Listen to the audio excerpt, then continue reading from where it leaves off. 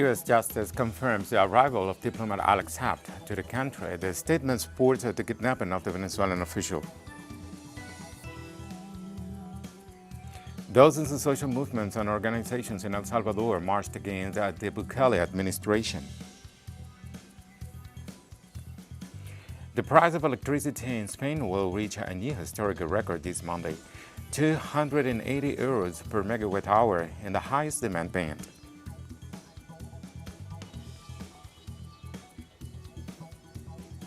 Hello, welcome to From the South. I am Bray Gomez from the Telesur studios in Havana. We begin with the news. The spokeswoman for the United States Department of Justice, Nicole Nieves-Oxman, confirmed the extradition of Venezuelan diplomat Alex Saab, marking once again how Washington institutionalized a violation of international law and all the conventions that regulate diplomatic activity in the world. The diplomat landed Saturday night in a flight of the Department of Justice of the United States and was immediately transferred to a high-security federal prison located in Miami. The Justice Department official explained that next Monday, Alex Saab will appear before Judge John Sullivan in a court of the Southern District of the state of Florida. Cape Verde's authorities had no control to guarantee the safety of Saab, as they don't have a bilateral extradition treaty with the United States. This extradition constitutes an international crime. The Venezuelan diplomat was extracted illegally, and before that, he was subjected to torture and cruel treatment, certified even by experts from the United Nations.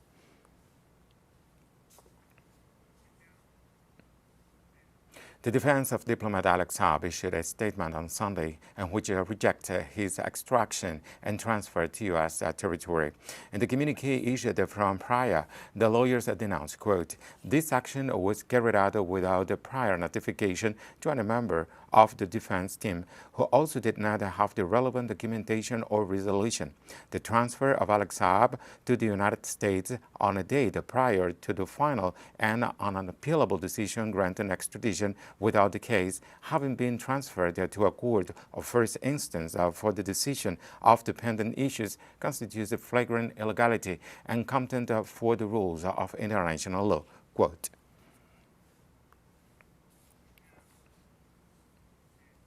Jose Manuel Pinto Montero, a member of Alex Saab's defense team, agreed that the Venezuelan diplomat was a victim of kidnapping. Alex Saab, Special Envoy and Ambassador of Venezuela, was kidnapped today by the United States and taken to the U.S. territory. The procedure is completely illegal and shameful for Cape Verde and violates all norms of international and national law.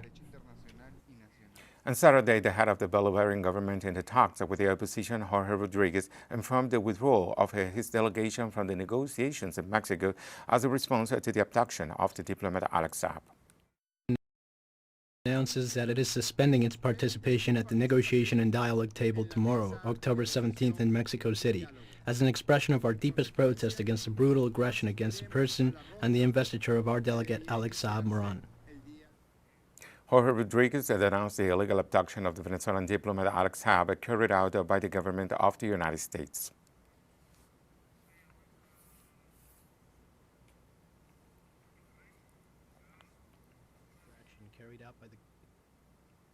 Delegation of the Bolivarian Republic of Venezuela to the table of dialogue and negotiation repudiates the illegal operation of an extraction carried out by the government of the United States today in the person of the Venezuelan citizen Alex Saab Moran, a representative in the referred process and Venezuela's diplomatic representative to the African Union. Jorge Rodriguez also denounced the systematic torture of Venezuelan diplomat Alex Saab by the government of Cape Verde. For almost 500 days, Alex Saab's human rights have been systematically violated by the government of Cape Verde and the judicial system of that country. Alex Saab has been subjected to torture, and on several occasions his family and lawyers have been denied access to know about his health. This illegal and inhumane action against international law constitutes a new act of aggression by the government of the United States against the Bolivarian Republic of Venezuela, given that Alex Saab has been incorporated by our country as a full member of the process of dialogue and negotiation that has taken place in Mexico. Jorge Rodriguez made the governments of Colombia and the United States, as well as the extremist sector of the Venezuelan opposition, responsible for the kidnapping of Alex Saab. We hold the belligerent narco government of Ivan Duque accountable for this crime, as well as the government of the United States of America and the most violent sectors of the far right wing in Venezuela, including Leopoldo Lopez, Juan Guaidó, Carlos Vecchio, Carlos Paparoni, who persist in their provocative and aggressive actions that harm and attempt against the progress of the table talks in Mexico City. We'll be right back after this very short break.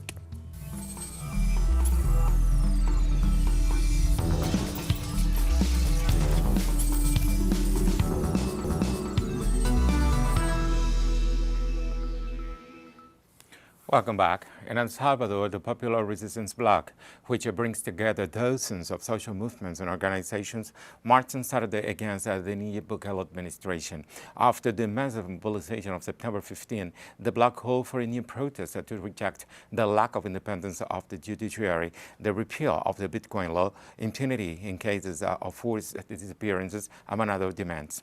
The march started at 8:30 a.m. local time from Cuscatlán Park, reached the center of San Salvador, and concluded in Gerardo Barrios Civic Square.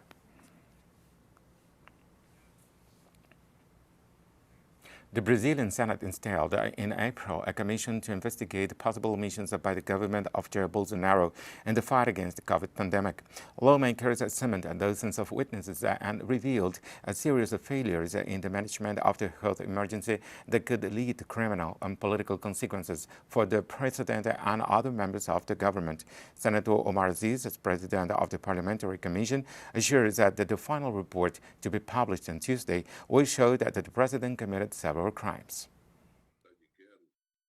The president propagated medication not scientifically proven. The president campaigned to use chloroquine. The president was against the use of masks. The president was in favor of crowding. The president was against staying home. He committed several crimes, and besides him and his psychopaths on duty too.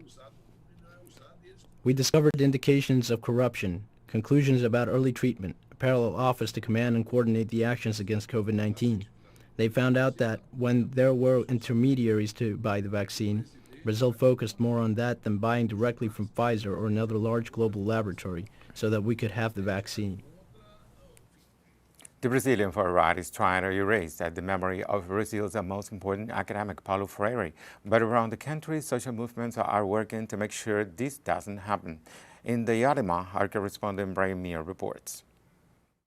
Paulo Freire died in 1997, but Brazil's President Jair Bolsonaro still thinks his ideas are so dangerous, he's trying to purge them from the school system. In Diadema, a feminist social movement performed a theater piece to remember his work in this industrial city on the outskirts of São Paulo.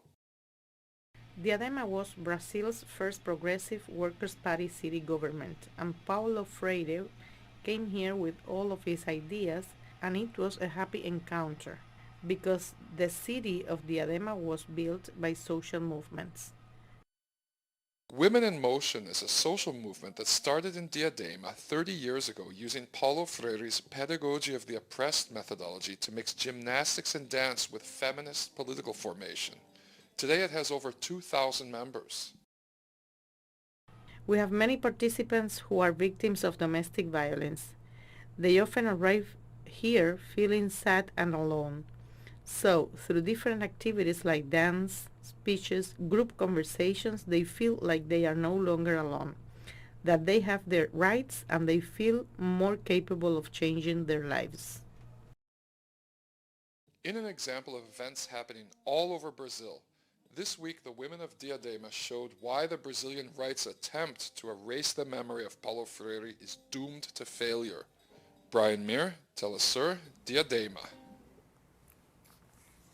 Panama's authorities exhumed the remains of hundreds of victims of the 1989 U.S. invasion to kidnap President Manuel Arturo Noriega. Scientists took on the task of identifying the remains of what is believed to be hundreds of people who were killed during the military operation called Causa Justa. Official estimates put the death toll at around 300 Panamanian soldiers and civilians. However, human rights groups have estimated the death toll in thousands. All recovered remains are subjected to DNA testing for identification. The DNA bank has compiled biological samples taken from family members and will be used to compare with the exhumed remains.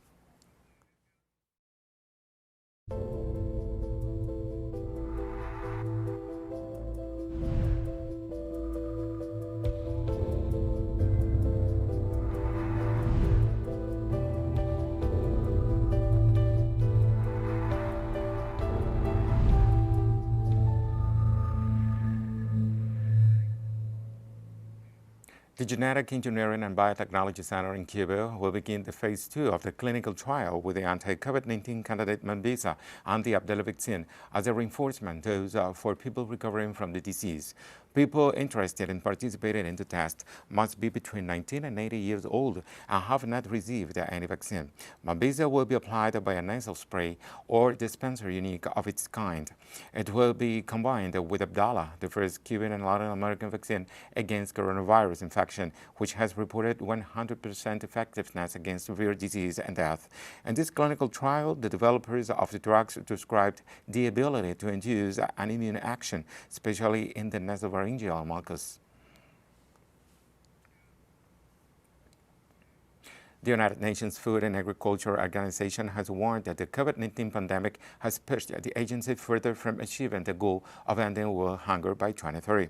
FAO Director General Q Dong-yu said the UN agency must double its efforts to find ways to help the world produce enough food, while climate change and conflict made the task even harder. On Saturday, the 40th World Food Day was commemorated. The annual event intended to raise awareness about the 3 billion people in the world who cannot afford a healthy diet.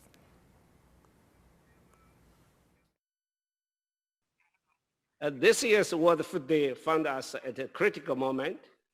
The COVID-19 pandemic remains a global challenge causing untold losses and hardship. The impacts of the climate crisis are all around us. The lives and livelihoods of millions of people have been thrown into turmoil. With a widespread suffering due to the many natural disasters and humanitarian emergencies, global food insecurity has not been this severe for years. During the height of the COVID crisis, when borders were closed, it was the local producers who ensured that their communities and their neighborhood had sufficient supply of food. As we follow up on the Food Systems Summit, we need a broad-based partnership that ensure that small-scale farmers are fairly rewarded for their labor. Major priorities are pricing systems that reflect the full and the true cost of production, and also by deploying more finance to neglected and vulnerable rural communities.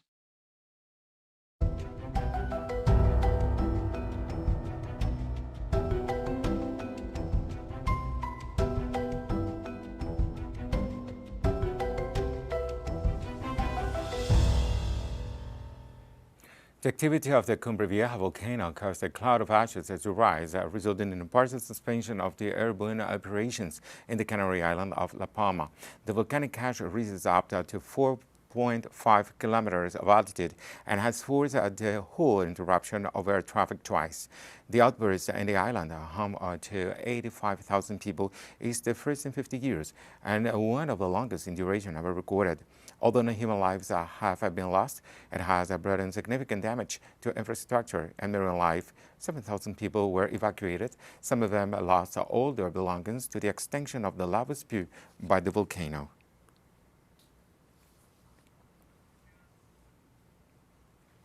Also in Spain, the price of electricity will reach a new historical record this Monday. People will pay 280 euros per megawatt hour in the highest demand band. The highest price will be between 20 and 21 hours, while the lowest will be registered between 13 and 14 hours, when it will quote 193.73 euros per megawatt hour. This is an increase of 80.5% with respect to the one registered on Sunday, according to data from the operator. Electricity prices in Spain have increased sixfold in the last year. The European Commission evaluates the Spanish proposal to contain the escalation of prices by means of joint gas purchases to create strategic reserves.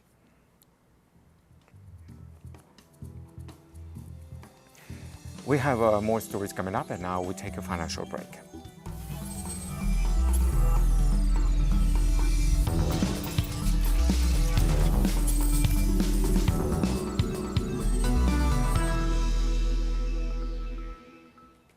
Welcome back. And now we present a summary of this week's main stories. For Telesur English, I am Ray Gomez. Thank you for watching.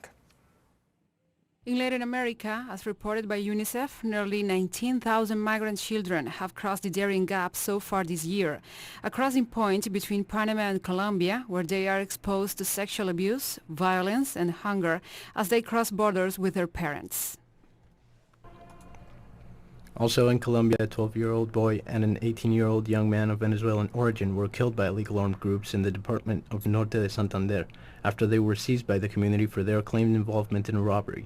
This extrajudicial killing was condemned by several Colombian people and the Venezuelan government, which will raise the matter to United Nations' highest instances to find justice for the boys. Venezuelan President Nicolás Maduro Moros accused the Colombian government of promoting a xenophobic and hatred campaign against Venezuelan citizens, leading to violent attacks against them.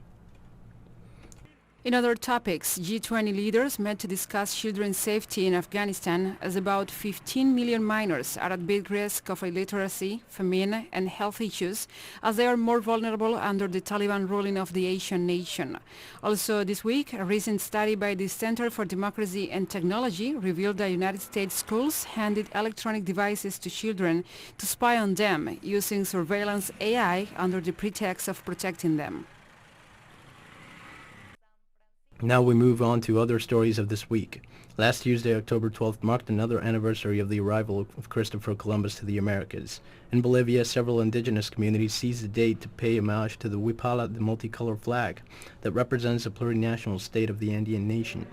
Bolivians also used the occasion to protest against right-wing destabilization attempts and discrimination. On a positive note, Venezuelan President Nicolás Maduro sent a letter to the King of Spain Felipe VI, urging him to acknowledge the indigenous genocide that resulted from America's conquest. Authorities in Mexico City presented a new pre-Hispanic sculpture of a woman that will replace that of colonialist Christopher Columbus, meant to represent 5 centuries of indigenous resistance. Despite these efforts, the struggle of other indigenous communities does not cease. Chilean President Sebastián Piñera announced the deployment of troops to 2 southern regions, where security forces have been repressing indigenous Mapuche communities demanding land rights. We conclude this summary referring to the main political news that moved the international community this week. The Non-Aligned Movement celebrated a commemorative summit for its 60th anniversary. 114 delegations from various countries and 40 ministers of foreign affairs participated in the summit and also advocated for a multipolar world and non-interference in internal affairs. The United Nations Top Court awarded Somalia control of most of a potentially oil and gas-rich chunk of the Indian Ocean on Tuesday, after a bitter legal battle with neighboring Kenya over their sea border, although Kenya kept a part of the 100,000 square kilometer area. Lebanese authorities have arrested 8 suspects linked to an attack on Thursday featuring sniper fire against peaceful demonstrators in Beirut, which left at least 6 dead and about 60 injured. The Lebanese resistance movement, Hezbollah, and the Amal movement denounced the attacks. Venezuelan Minister for Public Works and Services Nestor Reverol provided details of the recent sabotage against the country's power grid, which momentarily affected over 30% of Caracas. The attack comes as Venezuela gears up for regional elections in November. A large explosion tore through a Shia mosque in the southern Afghan city of Kandahar during Friday prayers, causing heavy casualties. Preliminary reports point to a suicide bomber who entered to the mosque a week after a similar attack on Shiite worshippers at a mosque in the northern city of Kunduz claimed by the Islamic State group. These were the main stories and topics of the week. For more information, stay tuned to Telesur English.